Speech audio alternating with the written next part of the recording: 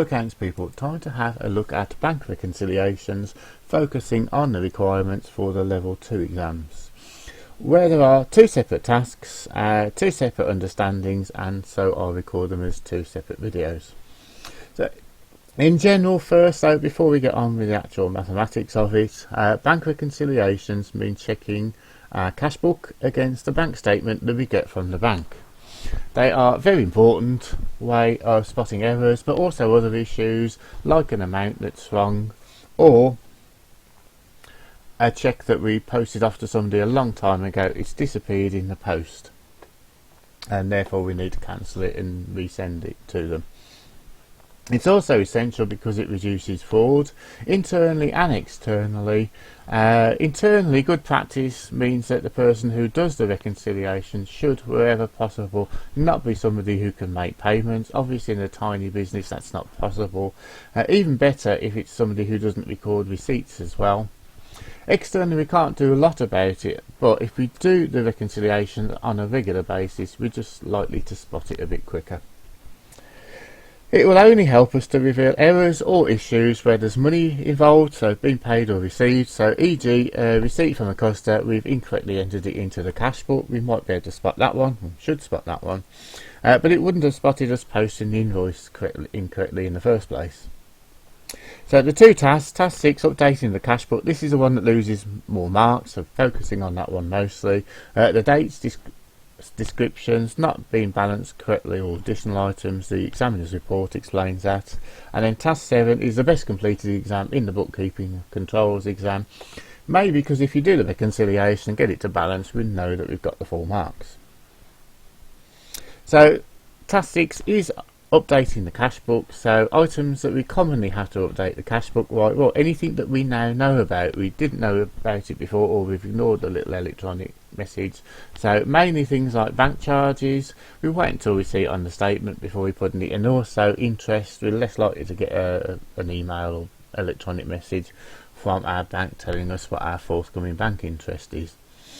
Then there's items that we've missed off our cash book. So using the AAT's most common example, so standing orders, regular amount, same amount every month, maybe we just forgot to post it for a month.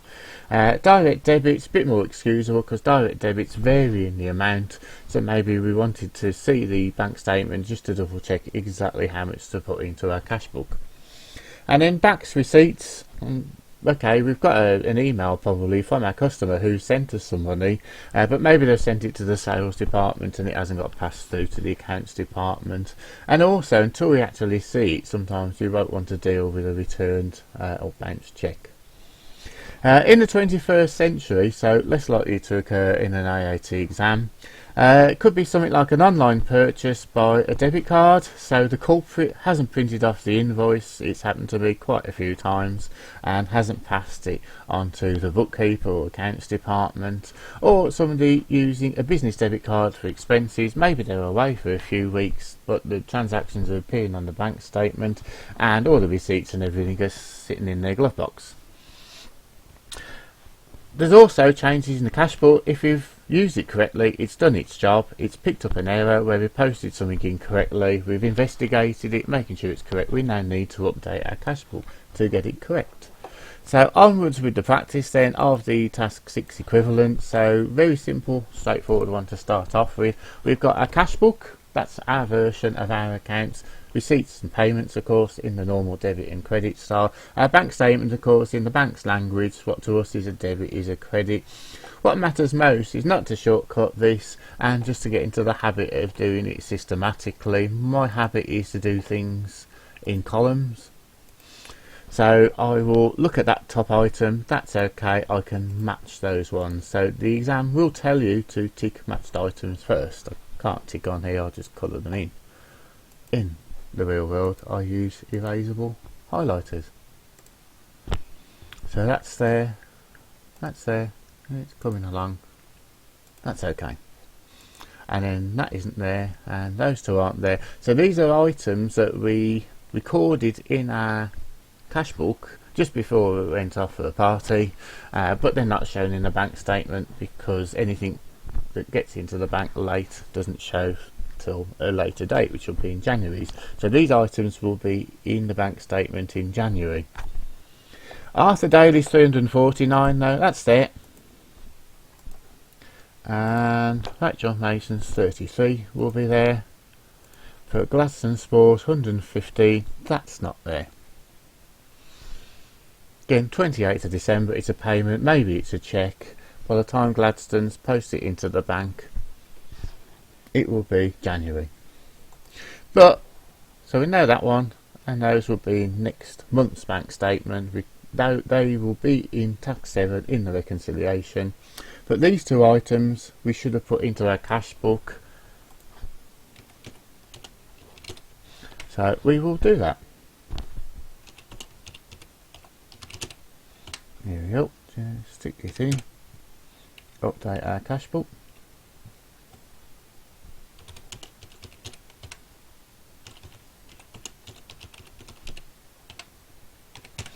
And those are in. So once we've done that, all we need to do is to balance it off. We only need to go to the brought down total, not including those.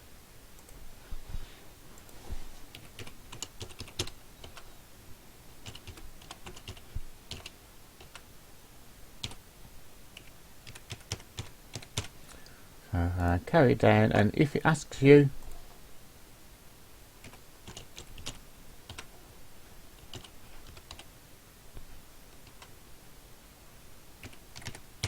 the brought down balance, which of course will be the first of the next month. So that is our first updating of our cash book. Just leave these items, deal with them later, and these can be ticked if you want, just to make sure you know that you've done them when you come back to check the question afterwards. So another one then, so one of the biggest problems is where opening balances doesn't match. So this one has got an opening balance. Our cash book says 100, or minus 100 to be precise. Our bank statement says minus 74, so we'll deal with that. But that doesn't mean we do anything different to start off with. We still do our ticking first, because this will help us spot what went wrong, or what the difference is. That's there, 60's there.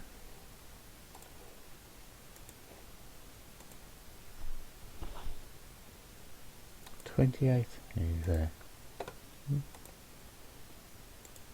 That's there. 50 is there. So that actually is all our matching done. The 85's not there. Those are later items. Standing order, that's not going to be the opening balance. Bank charges, that's not going to cause the opening balance problem. But look, we've got 3 items here that aren't in our cash book. So let's try it out. That of course was the opening balance. If we added in our receipt, take off our payment that seems to have come in late, because look, it's 10/14. It's just taken a few days later to get put into our bank. Of course, it's a bank holiday at the start of May. That could be the reason. There we are, sorted. That's our minus 100. So we now know why we have got an opening bank balance imbalance, and we balanced it. So tick it off, different colour, just because it looks nice and helps us understand.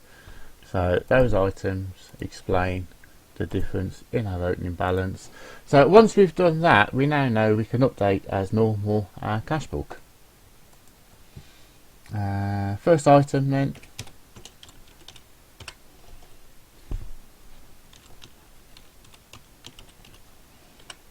standing order that we forgot to post, and then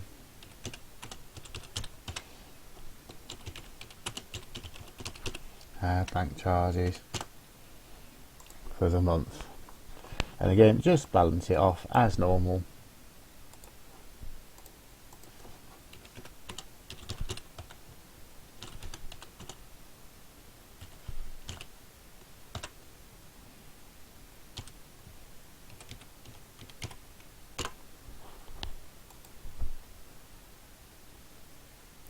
What have I put in December?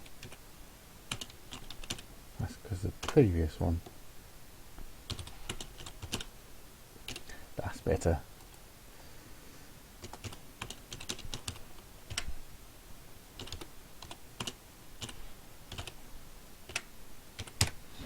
better. All done. So on the 1st of June we've got a brought down balance of 28. That is now positive, of course. We've gone from minus 100 to 28. That is often one of the problems on this exam as well.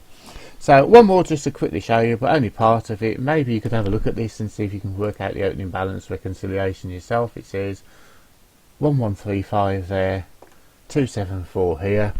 Let's have a look though, because what I'm really interested in, just to show for proper teaching more than its likelihood of coming up in the exam, is that if you post into the bank or pay into the bank a group of checks together, what you will actually see in your bank statement is a different number. So this 4589 that shows up in our bank statement on the 8th, well, there's no 4589 there. Likewise, there's no 5324 or 2313. In fact, none of these receipts show up here. Nothing matches. However, there's a clue. It's the 8th. It's called a sundry credit as opposed to a customer's name. 4589 is actually these two added together. That's what the problem is. So when you pay in number of checks, you see the total. You would have a bit of help though. You would have to look at the paying in slip where it's all totaled together. 5324, that's okay as well, because that's these three. And of course, if you put them in the cash book on the day that you're paying them into the bank, the dates will match up as well. And if they're putting a date in, they'll put them all in together for you. So again, 2313. It's these two. So we can do our matching as normal. It's just a bit of reality, and whilst you're on the bit of reality as well, another bit of reality. So here's one I did quite a few years ago, just one I could grab. Notice how here it looks like I've scribbled all over it. Actually these are proper references, so on my spreadsheet or cash book I would have recorded these references. So I'm actually telling an auditor effectively, yes, I have checked every single one of these, and they will have a number. And you can see I've drawn a line up between the 2 months where I've reconciled the months separately, direct debits, and done all the proper annotating which you would be expected to do, so that an auditor can check I'm doing it properly. So onwards with the next video. So we'll record it separately, the actual bank reconciliation for task 7 itself.